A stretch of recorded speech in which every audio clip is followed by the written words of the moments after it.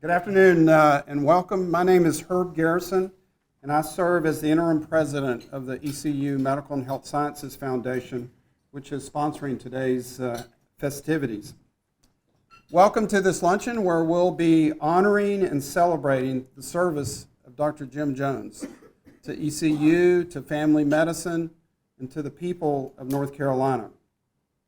Dr. Jones was here when I first came to Greenville in 1986, but I was a resident physician in emergency medicine and didn't have much to do with family medicine. But since then, and especially in helping prepare for this event, I realized how big a deal Dr. Jones is. One indication of Dr. Jones is a big deal is the number of chancellors attending today. Most get none, some get one, but Dr. Jones, we've got two chancellors here with us today. Thank you, Chancellor Rogers and Chancellor Cummings, for your leadership in preparing for this event. I especially enjoyed working with Chancellor Cummings over the past few months. As many of you know, Chancellor Cummings is a physician, and so I'm sure he feels right at home here in the Family Medicine Center. The other indication to me that Dr. Jones is a big deal was revealed in a recent conversation with Dr. John Morrow. Dr. Morrow is retired, but he had a long career that included serving as a family physician in Troutman, being the longtime health director for Pitt County, and he was the chief advisor to many of the state health directors. Dr. Morrow is so respected as one of the top doctors in North Carolina that he was called out of retirement to help manage the COVID pandemic. When I told John that we were doing this event to honor Dr. Jones, Dr. Morrow said he must be here, and he is. As the godfather of family medicine in North Carolina, Dr. Jones is the type of physician who inspires other great physicians to choose the right path for their career.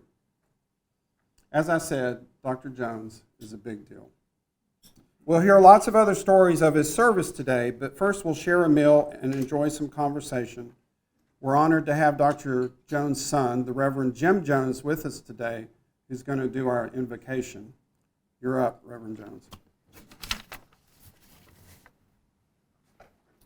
Just put this on your cup.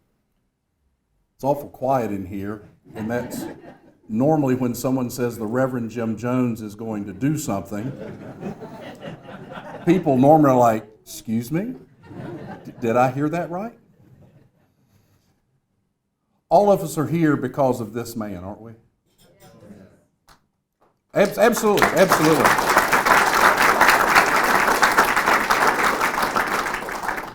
Being a junior, I certainly wouldn't be here if it wasn't for that man. One thing, and if you know anything about my father, you hear a lot of stories, I'm sure, today. One thing that guides my father above anything else is his faith. Who would have believed that a young man growing up in Pembroke, North Carolina, with a family whose father and mother abandoned them, was raised by his grandparents, faced all of the hostility of racism and all of the nonsense all through school, would be able to become who this man is? It's because of his faith. It's because he has a servant's heart, as I know all of you know.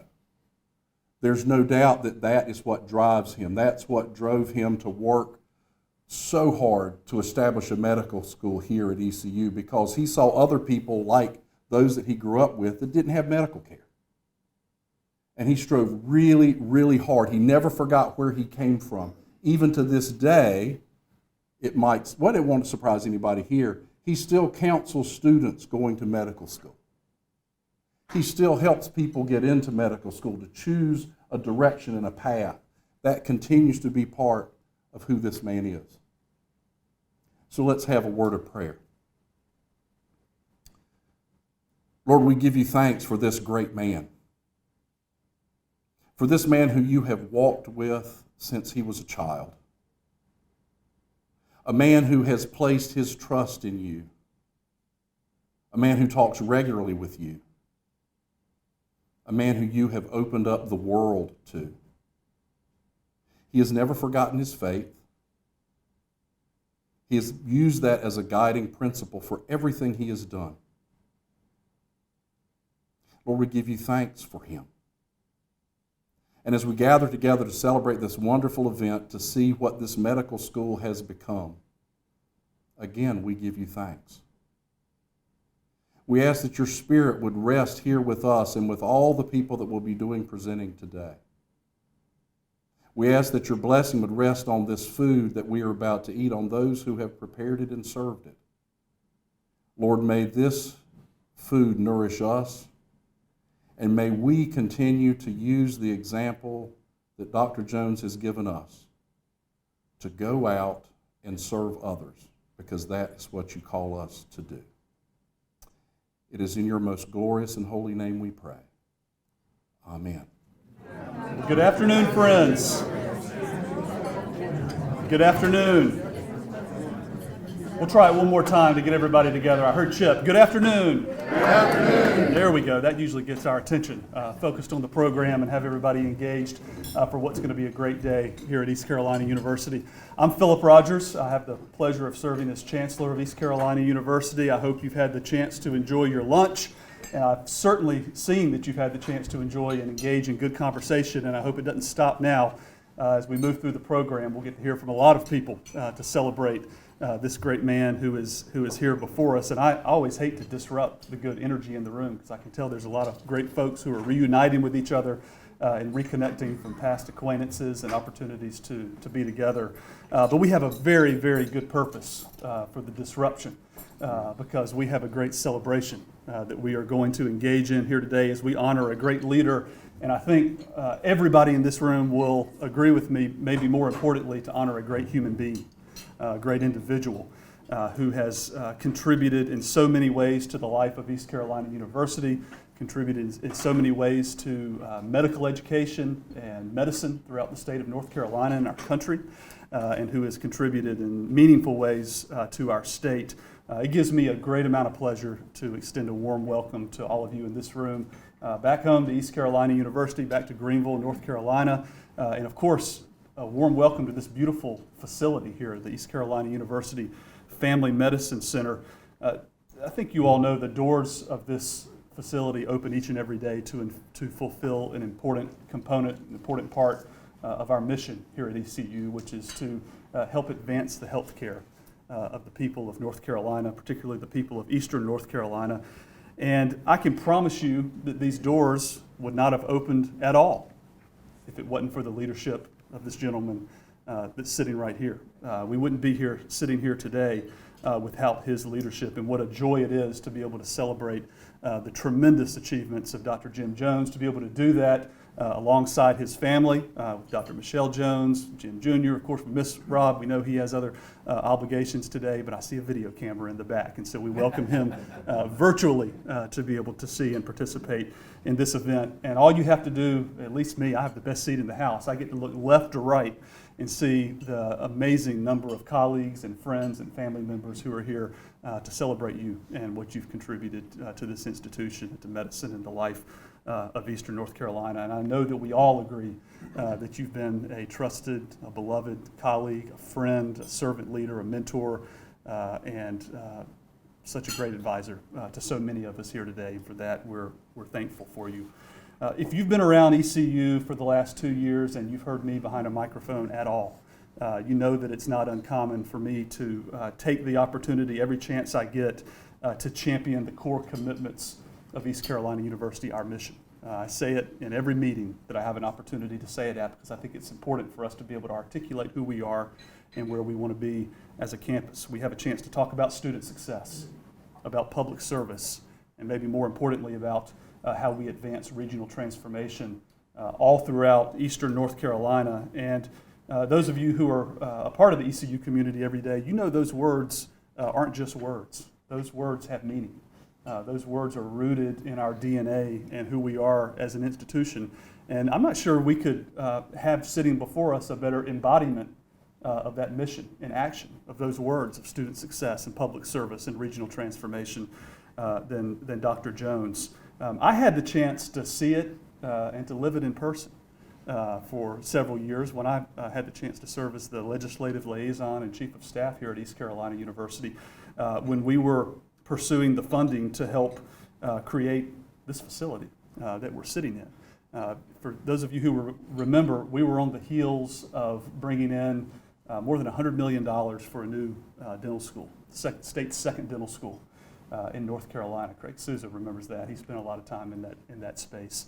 And in my mind, we had squeezed and maximized almost every dollar that we could over a 2 or 3 year period out of the North Carolina General Assembly. And I was a little skeptical when a couple of folks came to the chancellor's office and said, there's a need for a new family medicine center at ECU. And we thought it was going to be a tough sell, but there were some wise people in this room that said to us, I see some of them sitting around, Greg Griggs, Paul Cunningham, and others, we can get this done, and we can get it done because we know the man to help us make it happen. And that's Jim Jones, who can help bring this to fruition. And folks, he did. And we're sitting in this room today as a result of his vision and as a result of his leadership in developing this $36.8 million state-of-the-art family medicine center. And then you fast forward to this past year, and you think about the Brody School of Medicine and Vidant Health joining forces to create ECU Health, resulting in that beautiful new purple logo that we see branded all throughout eastern North Carolina on billboards and on buildings, resulting in just great work underway to improve the care that we deliver to more than 1.5 million patients across this region, and to be able to leverage the strengths of many organizations that add value. Ultimately resulting in yet another investment by the legislature for a new $215 million medical education building that we use to deliver on our mission each and every day. So many other wins. These are all symbols of our mission in action, that student success, public service, and regional transformation part of what we do. But there are also advances that stand on the shoulders of people like Jim Jones, who set the foundation for us to be where we are today.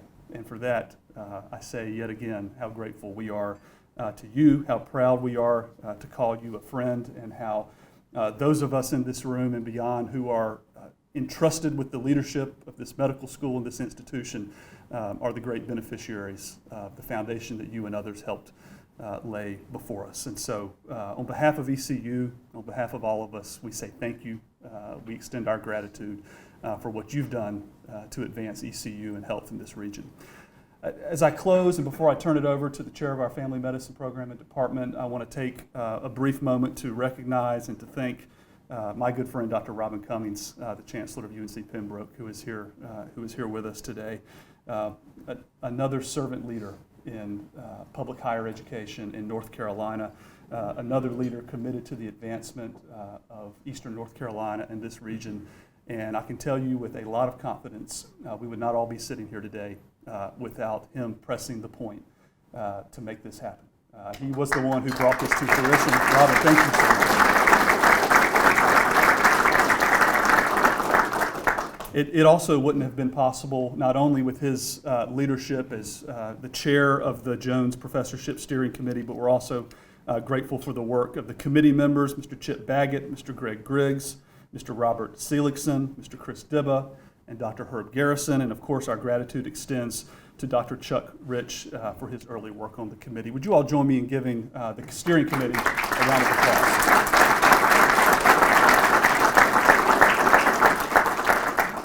Once again, just want to thank everybody for being here. Thank you for your commitment to this important work, and I'm very pleased now to turn it over to Dr. Shelley Alexander, who chairs our family medicine department, to share some words and a special presentation.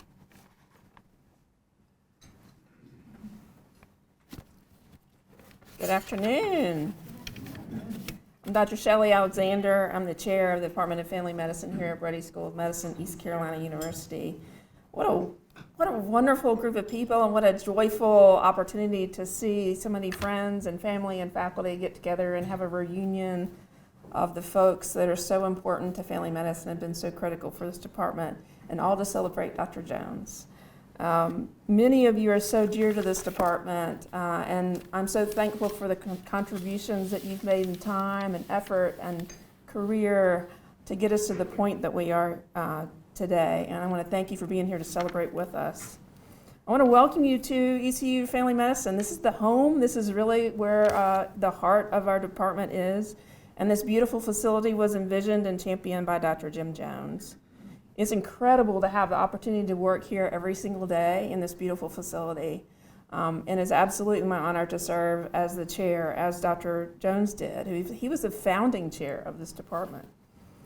The Department of Family Medicine has become one of the most important assets to East Carolina University and to Eastern North Carolina.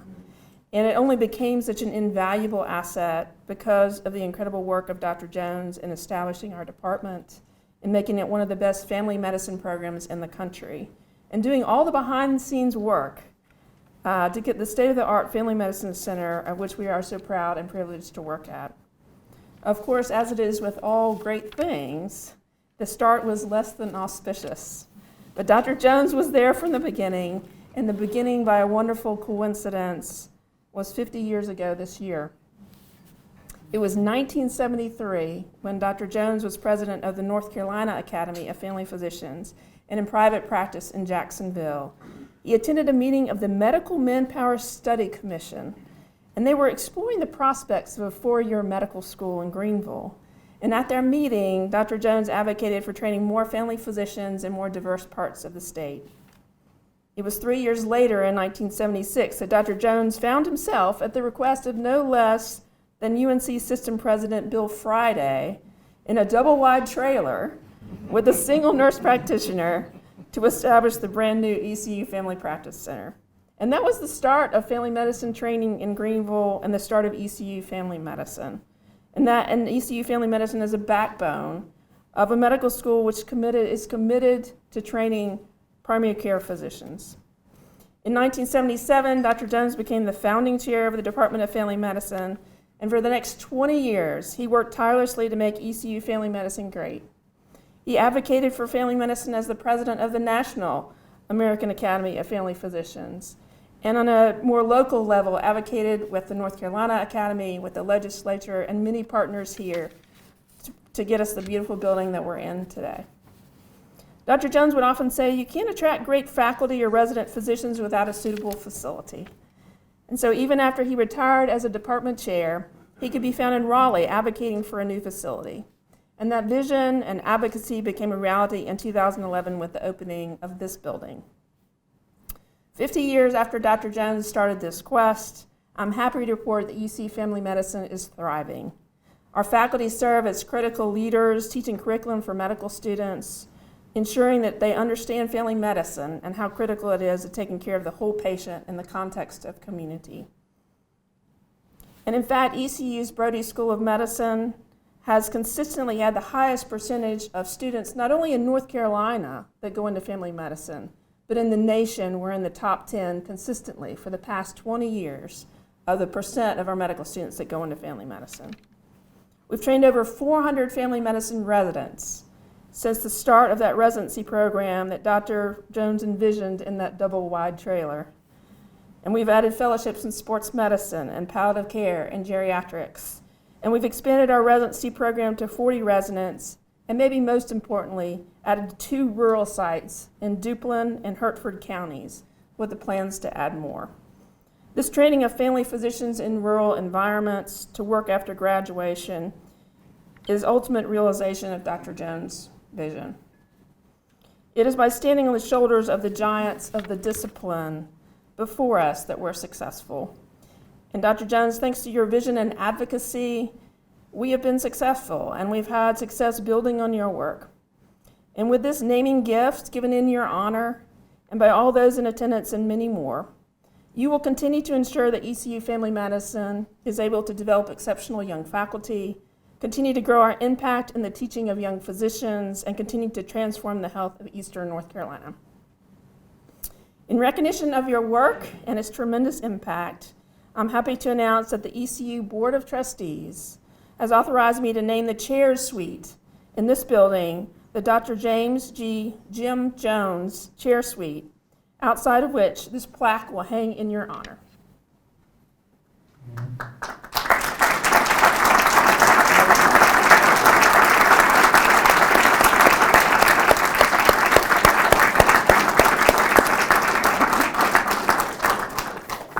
Thank you so much, Dr. Jones, for your love of family medicine, for your vision in coming up with this, and your advocacy for making it happen. It has set the ground for our success. And my promise is to you is we will continue to the best of our ability to grow what you have started. And use your vision and advocacy forward as the betterment of ECU family medicine and for East Carolina University and for the people of North Carolina. We truly owe you a debt.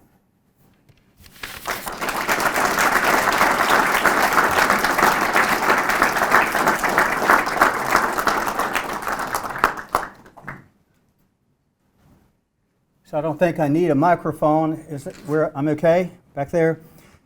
So, Jim, what do you think? Awesome. A suite. Now that's not the kind of suite you sleep in now. I mean, you know that. So, I have to. Good afternoon, and Jim, I was looking at your face, and I could see the surprise, the honor, and the respect for what just happened. And I want to say that Chancellor Rogers, thank you.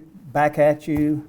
You have an incredible chancellor at this university, and East Carolina is in good hands. And I remember when I brought this up to Chancellor Rogers, he said, of course we're going to do that, because he remembered your history and all that you had done here at this university. So it's amazing when the chancellor of the university, Chris, says, let's do this, things happen. And so I can't thank the staff at East Carolina for their commitment to making this happen as well. But Jim, this is the day that God has made, that we all can rejoice with you and Michelle and be glad in it. I first met Jim Jones when we were founding the North Carolina American Indian Health Board. Jim's personal story, his professional accomplishments in my world were legendary. And I remember when he walked in, and I remember thinking, wow, it fits. The man that I saw walk in perfectly would fit with everything that I'd heard about him. And it was clear that he would be a great asset to this particular board. What I didn't realize at that time was just how much I would learn from Jim Jones, and that he would become more than a colleague. Rebecca bet me I would make two paragraphs. He would become a role model, a mentor, and a dear, dear friend. So how do you capture the texture of a great soul in a few minutes? Honestly, you can't. But what I can tell you is that Jim is the person you want to call in the middle of the night when you are conflicted and scared and unsure and in need of sincere leadership advice and guidance, or when you just need someone to listen. I've made those calls, and Jim, you've always answered, and I thank you. And no matter whether it's a person or a committee or a community, communities like the town of Pembroke where Jim grew up, even though he didn't attend UNC Pembroke, he's had a tremendous influence on his hometown and his hometown university. He served on our board of trustees, including as chair of the board. And I think, Jim, it speaks a lot that you've got two former chairs of the UNCP Board of Trustees, Wiley Barrett, Don Metzger, and your good friend who was a trustee for several years, Admiral Michael Holmes, who traveled hundreds of miles to be here with you today. Jim's personal journey is especially inspirational, and you've already heard it referred, because he didn't have the easiest of childhoods. He was only 5 when his parents left him and his 4 siblings to be raised by their grandparents. Jim gives his grandmother a lot of credit. Grandfather was 70, grandmother was 65. Imagine that, back in those days, to have 5 children, 1 in diapers, that all of a sudden you are responsible for those lives. But Jim gives his grandmother a lot of credit for his foundation in life, but little could that lady see the impact that she would have on generations to come. I'm told that her favorite saying from her Jim's sister Janice is, do a job, big or small, do it well or not at all. Does that fit?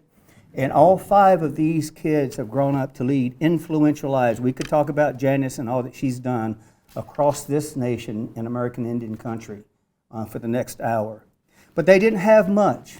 But like so many who came from rural, underserved areas, Jim faced adversity, again, that you've heard referred to, the kind of adversity that certainly didn't suggest that he would go on to become such an influential person, especially in the field of medicine. But his story is proof that circumstances don't determine where you go in life. And I tell my students all the time, they only determine where you start. Now, everyone who knows Jim, you know that he is a person of great faith. And as I thought about my relationship with him and what we've talked about over the years, I remember in Luke where we're told, quote, "From everyone who has been given much, much will be demanded. And from the one who has been entrusted with much, even much more will be required." We know that in the phrase that we often use, "to whom much is given, much is required." I believe Jim Jones has lived under the shadow of this admonition his entire life. And we've talked about that, and we've reflected on the way he has served because he recognized that God has gifted and did gift him in certain ways, and he wanted so much to give back. Could any other statement better summarize Jim's life and the person he is and his accomplishments? To whom much is given, much is required. You've paid your debt, my friend. He grew up surrounded by generational poverty, and he saw firsthand the importance of access to health care. Jim grew up wanting to follow in the footsteps of the great Dr. Albert Schweitzer and become a medical missionary in Africa. Instead, when it wasn't popular to do and it wasn't the talk of the town, he became our nation's biggest advocate in family medicine. He and a very select group, and you've heard the Chancellor and others refer to it, forced the North Carolina legislature to look at health care in rural North Carolina. He served terms as president of both the North Carolina Academy of Family Physicians as well as the very prestigious chair as president of the American Academy of Family Physicians. You don't get much higher in medicine in the United States than that particular position. He noted that, quote, "Someone once told me that I created my own mission field in eastern North Carolina."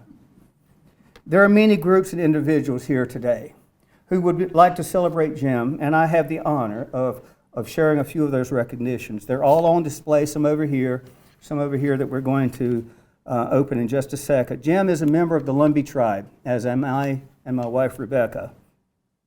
He has the distinction as the first American Indian to graduate from Wake Forest University. He then attended Bowman Gray School of Medicine. He opened the door of possibility for many others. Rebecca and I are good friends with Malia Hunt, who recently won Miss Lumbee. Malia is graduating this year from Wake Forest. She's a star on the cheerleading squad. She's an honor student. She's just one of many and the most recent example of a door that you opened, Jim. My wife, Rebecca, and I had the honor of being present when Jim was inducted as a distinguished alumnus of Wake Forest University.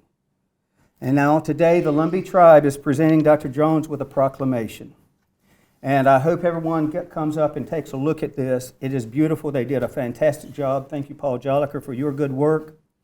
But you'll see, in addition to the proclamation, you'll see displayed along with it, there is an eagle feather at the bottom. This, yes, is a real eagle feather. The United States federal government prohibits any individual from possessing any part of an eagle. The golden eagle, the bald eagle. If you're found in possession of any part of that bird, you're in violation of federal law. And though highly protected, special exceptions are made to allow Native Americans to possess, pass down, gift, and acquire these feathers. In American Indian culture, since the eagle flies so high, it is believed to be the closest creature to the Creator. The eagle is strength, wisdom, it's courage. An eagle's feather is to be displayed with dignity and pride and handled with great regard. When given an eagle feather, that person is being acknowledged as the best, with gratitude, love, and ultimate respect. It is the highest of honors. We have with us here today Danielle McNeil as well as Grace Oxendine representing the tribe. The chair of the tribe wanted to be here but had a last-minute conflict. But we appreciate the tribe. Jim, the Lumbee tribe is proud to present to you this proclamation and your eagle feather.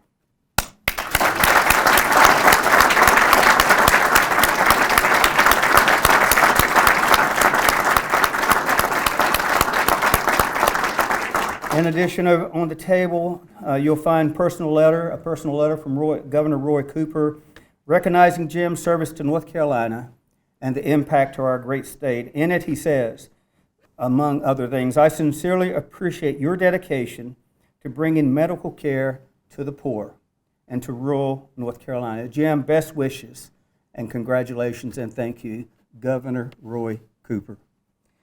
In addition, Jim, I might note that we had considered the Order of the Longleaf Pine, but he's already gotten that one, so we had to pass. In 1994, Jim was appointed by former Governor Jim Hunt, who is an icon, as we all know, in this state, as the Executive Director of the North Carolina Health Planning Commission. They've been close friends for decades. Governor Hunt couldn't join us today, but we told him about this event, and he wanted to send you a personal letter, a personal note. My friend Jim, I am so proud and honored to have known and worked closely with you for many, many years. Jim is one of the top visionary leaders in our state's history and one of the giants in helping make North Carolina the state it is today. That's heavy, Jim. That is incredible. A man of great humility. Dr. Jones is a true North Carolina treasure, and I am grateful for his steadfast dedication to making this state a better place for all people. Governor Jim Hunt.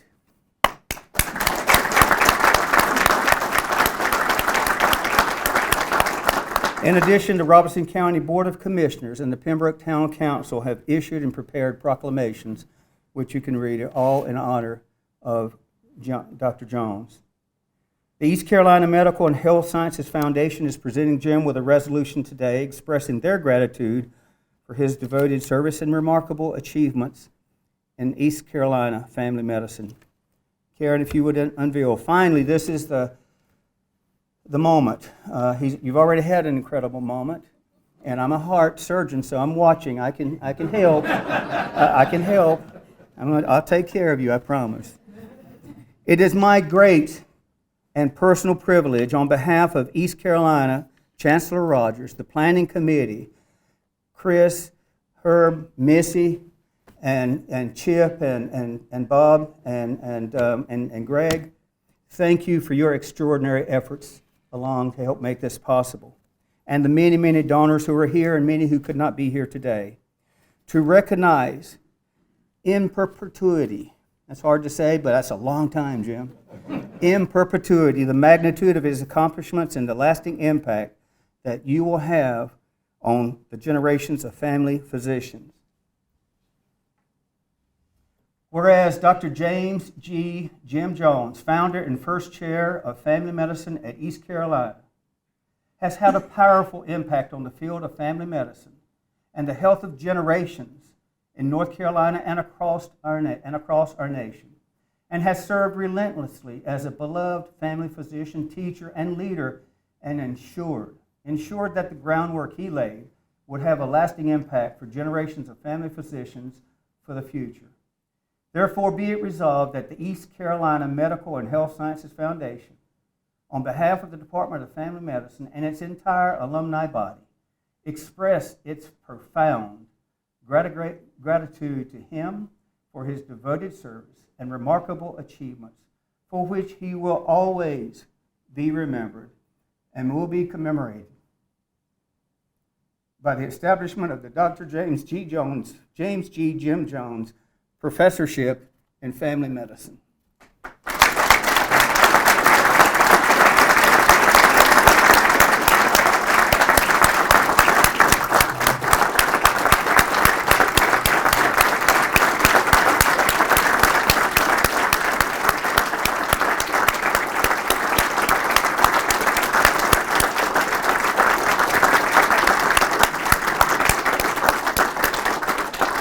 in perpetuity. That means you got to stay around a long time. To whom to whom much is given, much is required. Congratulations, my dear friend, on a life well invested, a life well lived. Your grandparents and Dr. Schweitzer are smiling down today. Thank you for bringing out the best in all of us. The two most important days in a person's life is the day you're born and the day you discover why you were born. You discovered that why a long time ago, my friend. Congratulations on this monumental occasion, Dr. James Jones.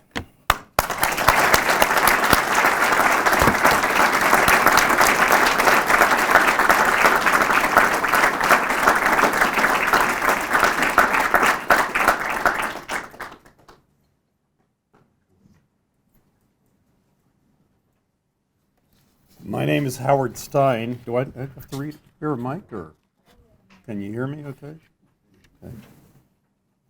Thank you. I'll start over. My name is Howard Stein, and I'm from Jacksonville, North Carolina. And they've got me under the heading of reflections. By the way, Robin, thanks a lot for letting me go after you. That was, this is the first time we've met face to face, but I'll remember that. Leading up to today, I spoke a number of times to Robin and to Herb and more to Missy Fallon. Where's Missy? There she is.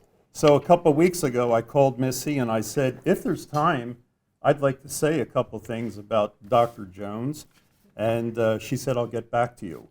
And she called me back, I don't know, probably 2 weeks later, and she said to me with great hesitation, she said, I've talked to the people in charge of the luncheon, and they said if you'll increase your gift and promise to bring the two Joneses today, that they've reluctantly agreed to let you say something. And so I will. Reflecting, I really need to spend a minute or two to tell you who I am and a little bit of my story. But my family's from Philadelphia, and my father had a little tire store and opened it up in Jacksonville sometime around 1954 or 5 when I was a year or two old.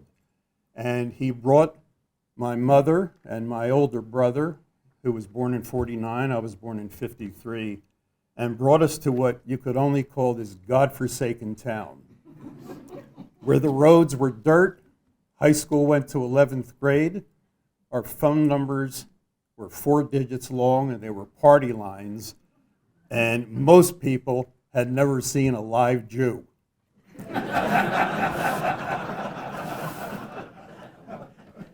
The word hate is a pretty strong word, and I don't want to say that my mother hated our doctor there in 1954 or 5, but it's kinder to say she strongly disliked him.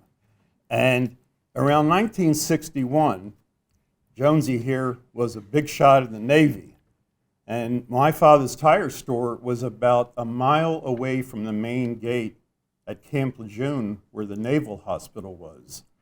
And all this time that I know him, I still call him Dr. Jones, and I will always, but for the purpose of our little talk today, I'll refer to him as Jim. That way you know who I'm talking about.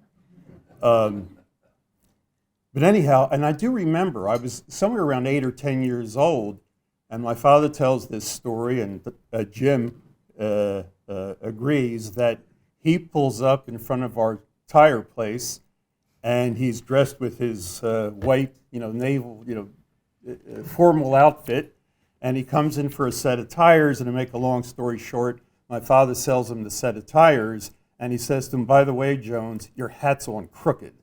And you straightened out your hat and have straightened out ever since then. But about that time he gets to know Jim, he tells my mother, I got good news for you.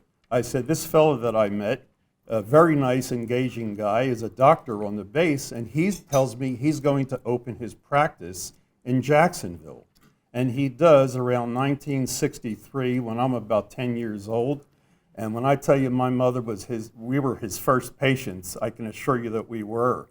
And in fact, I was thinking that with the exception of Janice, who I just met today, and Preacher Jim, nobody here knows him as long as I do, because it's now 60 years, and I don't want to say 60 years of a friendship between a man and a family. It's 60 years of a love affair between this guy and my family. And I thought I'd tell you a couple stories about my experience with him as a patient and him being my doctor. I'm going to leave out the bad language that he used. And I was in high school, and for days I had not felt well, and this is the honest-to-God truth. I hadn't felt well, and I went to see, my mother took me to see him, and then it turned into weeks, and she took me back to see him, and he says to the two of us, because my mother fancied herself as a doctor, and even when I was in my 40s, wanted to go to the doctor with me. That's a whole nother story. But anyhow, he says to the two of us, I want to send you to Chapel Hill to the hospital there. I've only had one other patient that had the symptoms that you show, and he died. And and I say, boy, this is really getting good here. And I know that I've got a limited amount of time, and you want to hear him and not me. But there are so many other stories. One of them was it's got to be 15 years ago, my son, who sadly has passed away, came to my parents' house in Jacksonville, and Jim and Michelle were there for dinner. And I don't know if you remember this, but my son, he could wreck a car sitting in the driveway with the car not moving. And by that time, my father had, courtesy of me, I had bought him his first new car when I was in my 50s. And he enjoyed having a nice car. And so I bought him, at this time, a Maserati convertible. And my son comes to the house with his girlfriend and says to my father that he would like to borrow the Maserati convertible to use in a parade where he lived in Beaufort or Morehead City. Do you remember? So my father says, hell no, you're not going to drive the car. So Jim, not even persuade him, he embarrassed him into allowing my son to use the car, which he promptly wrecked the next day. And Jim was blamed for it. But there are, I've got my notes here. I got to make sure that I don't leave anything out. I'll also tell you that everybody knows of Julius Erving, the great basketball star that at some place along the way got nicknamed Dr. J. But in my family, this is the real Dr. J, and Julius Erving is just an imposter. But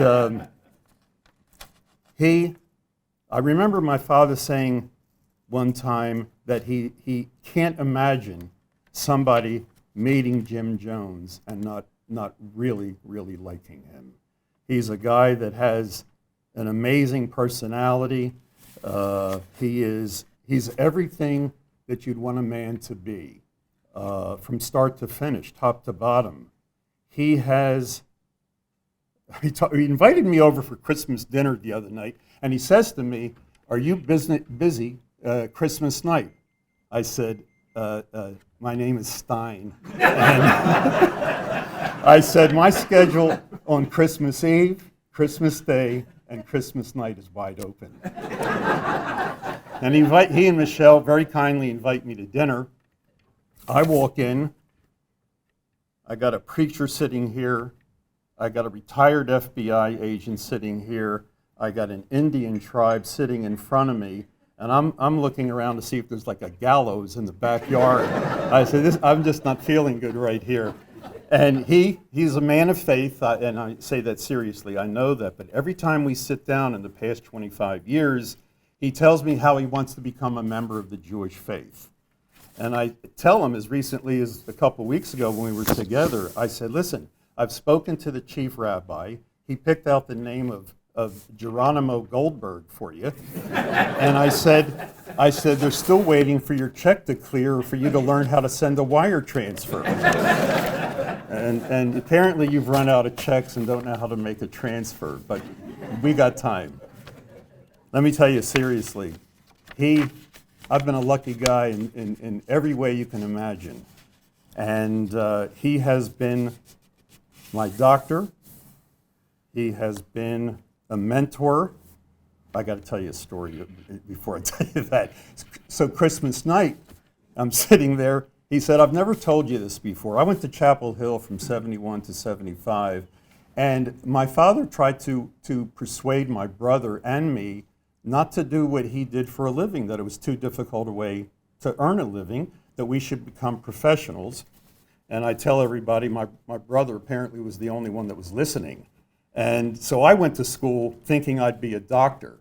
And somewhere along the way, I apparently didn't get the memo about having to have good grades. And my mother threatened my father that if he didn't give me a job, she was going to leave him. And so I went to work in his tire business. And it was great fun. When I was in college, he abandoned us in Jacksonville in '73 and came here. And I went to see him in hopes that he could help me, because we had all heard in my family that he was very helpful to a lot of people in getting into medical school. The other night at dinner, he says to me, I've never told you this before, but he said, but when I was called about helping you, he said that, I've done two things in my life, two of them very well. One of them is to practice and teach medicine, and the other is helping students get into school. But he said, your quest is beyond my abilities. But he's been my doctor. He's been a mentor. He's been a grief counselor and spiritual advisor to me at times when I needed it. But I think the most important role that he's played for me is in being my friend. And because of you and just a few others that I hold in the same high regard, my life is a better one because of you, and I thank you for that.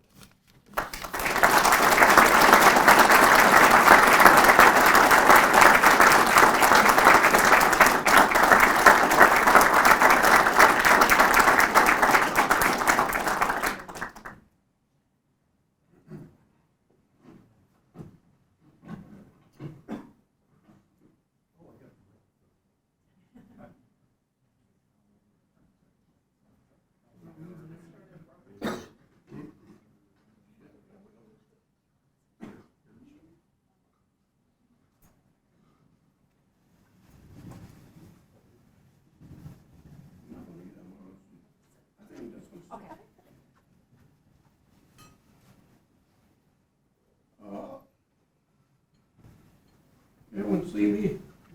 I'm sorry. I need to come up a bit. I'm right here. I want to make sure that You tell my me dear when. friends, How's that? thank you all for being here. See you later. No. I asked Chancellor Cummings, how long should I talk? He said, Jim, this is the time we're honoring you. You can talk as long as you want to. We're all going to leave at 12 o'clock.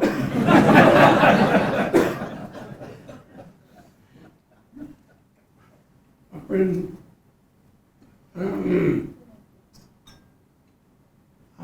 told my wife earlier, I may very well change your concept of the stoicism of American Indians. We're not supposed to cry ever. So here we go. Chancellor Cummings, Chancellor Rogers, all of these wonderful people they recognize who have made this possible. And while I get myself back in a neutral state to talk with anyone who's ever served on the faculty of this department. Would you please stand? In any capacity, Janet, stand. Could I have a response?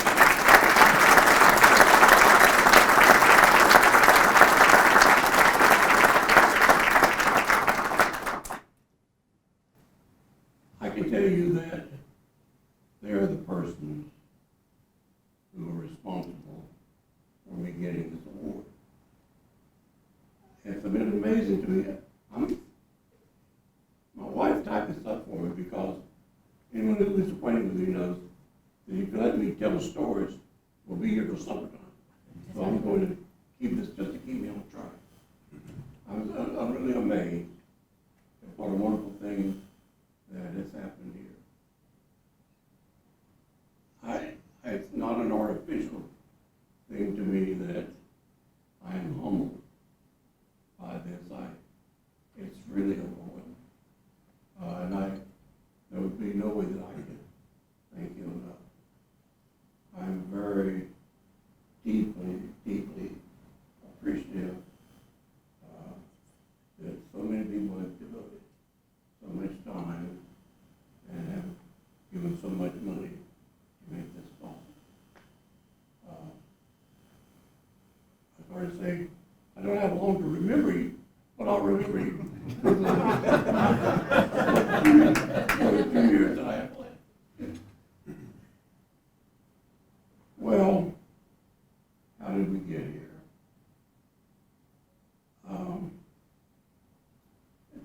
Probably a little known part of my history that I was a candidate for the chairmanship of the Department of Family Medicine at UNC Chapel College. I had a friend who was a family physician, who's unfortunately deceased now, who kept me informed about how the committee was moving along, and called me one day, and we had talked about East Carolina Medical School. And he was opposed to the school, being a Chapel Hill graduate. And along the way, I had become increasingly supportive of the concept. So many things came together in one particular reason for my being here.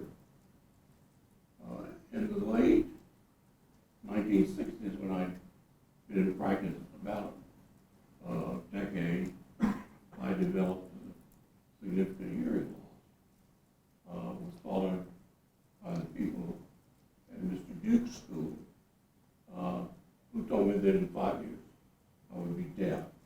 And if there was anything else that I wanted to do, I should do that.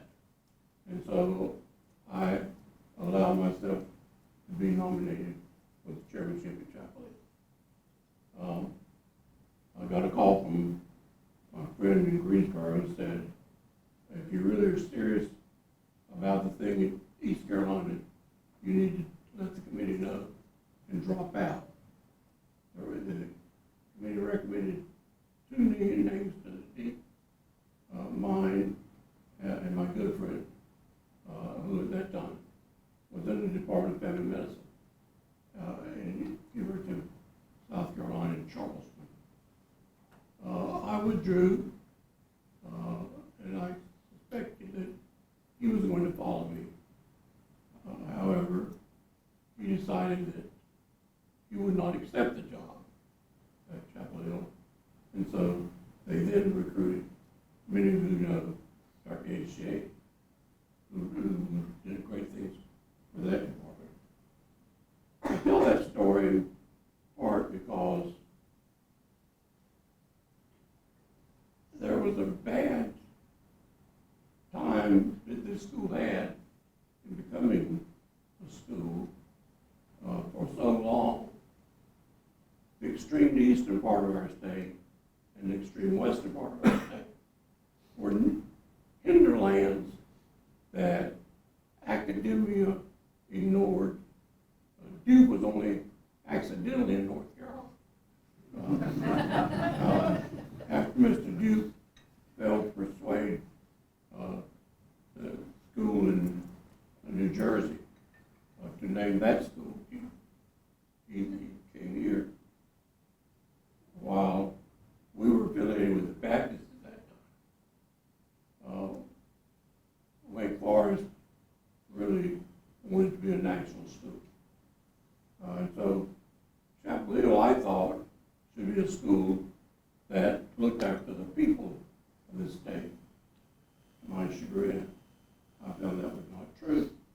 When the dean of the university there told me that over his dead body would they ever train family physicians. The doctor that was with me said to him, I won't call it that, don't be a prophet. He didn't last too long. And then I was called, as you heard, to Mr. Friday's office. And Mr. Friday said, I want you to back off. And I said, well, no, I'm about to do the opposite, Mr. Friday. You know, I'm surprised that you even know or care who I am. But I am persuaded that Chapel Hill is not going to do what East Carolina is proposing to do. I had persuaded the Academy of Family Physicians and its membership to come out and publicly endorse the school and its department of medicine. All three of the existing medical schools came out in strong opposition. Sorry, but the State Medical Society also opposed. So the family doctors, I don't get credit. I don't think I deserve all credit about my political acumen. But at any rate, it turns out that most of the sitting legislators had a family doctor.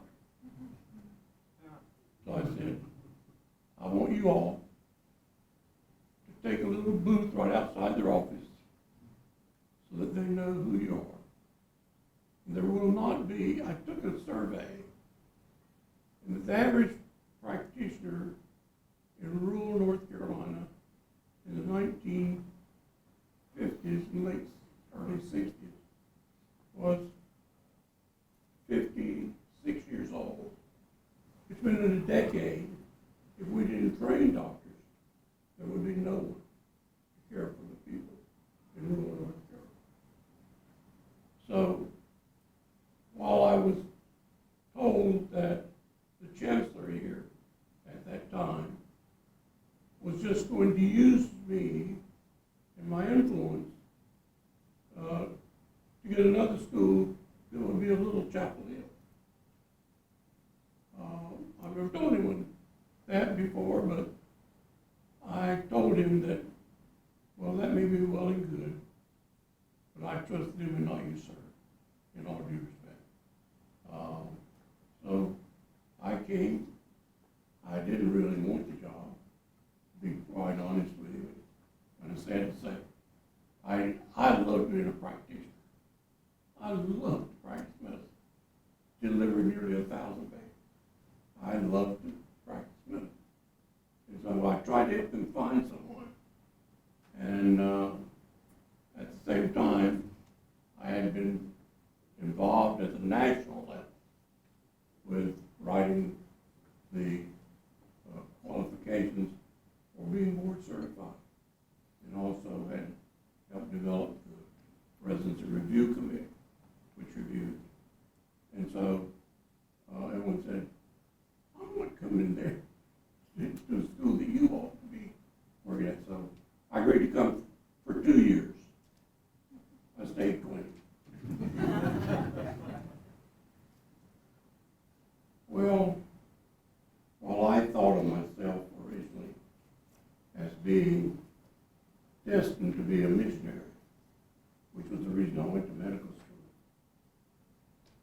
finally realizing that God can use someone to serve in many ways.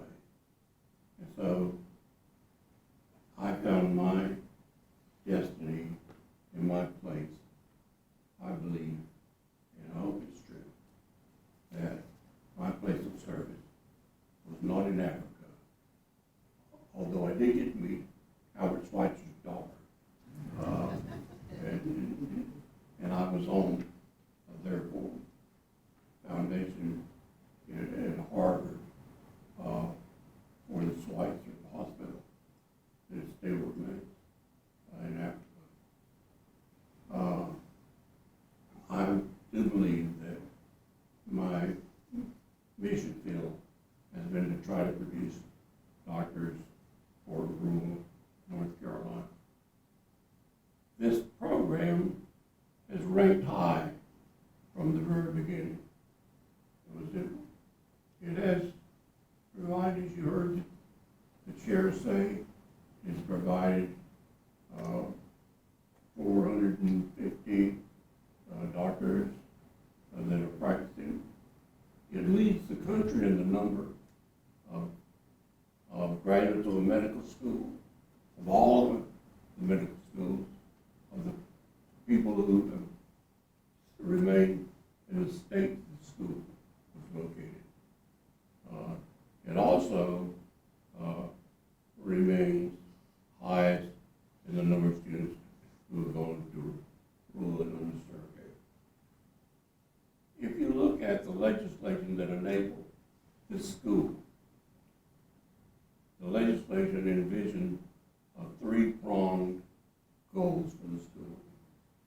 One, that it would increase the availability of good health care in the eastern part of the state. I don't know any place in the eastern part of the state that would disagree that is happening. I know that when I practiced in Jacksonville, which is kind of in the shadow of Wilmington, no one would go to any place but Chapel Hill or Mr. Duke's place, which the thing was too far away. But since then, my wife is, God bless her, has put up with me these last 25 years, has, will I think confirm that most doctors are asked by the patients not to send them to Chapel Hill, not to send them to Duke, but send them to Green. And so it is a testament, Chancellor, to your school, or our school, continuing that project. So, what does it all mean? There were three goals to the mission of that school. In addition to the providing health care for the east part of the state. Secondly, to give an opportunity for medical education to minority students, underrepresented students in medicine. That was the second. The third one was to emphasize the training of primary care physicians, especially family doctors. There was a time when any medical student or employee could quote those three dictums. And because of that, I think the school has stayed faithful to the task. And if those three goals sound to you like it has Jim Jones written all over it, you'd be right. I'm grateful that my buddy, Dr. Henley,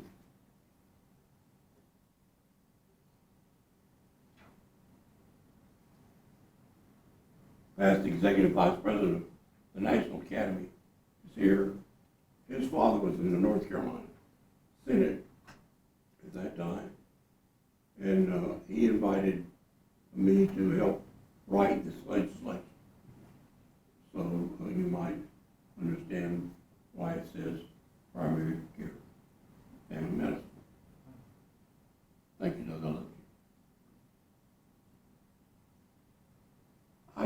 about you, but I've often thought that the English language does not afford the opportunity for one to express their true feelings.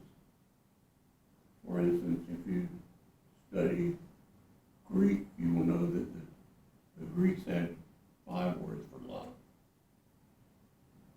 We have 1 word. Love my wife, love my dog, love my garden.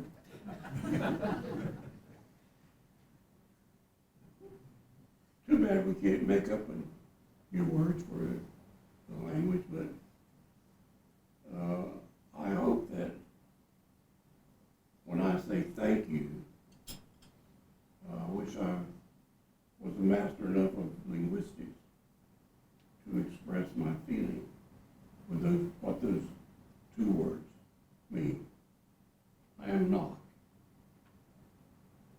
Know that I am deeply humble, eternally grateful.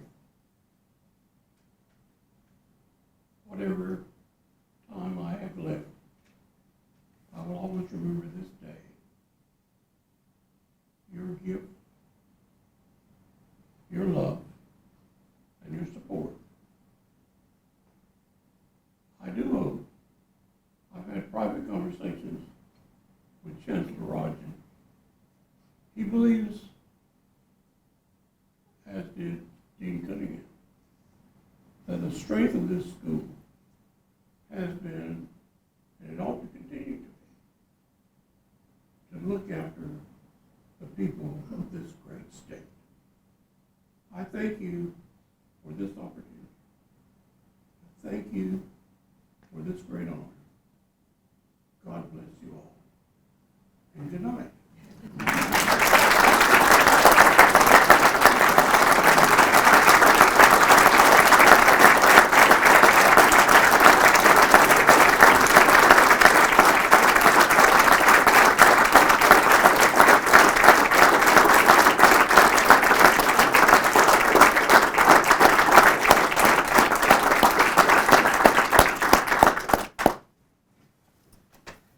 Thank you, Dr. Jones. Just a couple things to wrap us up. I won't, so Dr. Jones can see, if you contributed to the professorship in any form or fashion or helped make it happen, would you please stand? Give yourselves a round of applause, please.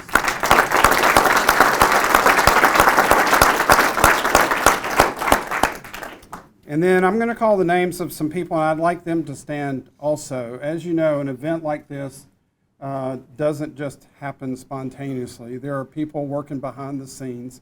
And in addition to the committee, there were lots of other people working behind the scenes. So Elizabeth Briney, Karen Burrick, Missy Fallon, please stand, George Crocker and Nicole Stokes, Patricia Tyndall, Maha Banning, and Ophelia Madden. Please a large round of applause for these people.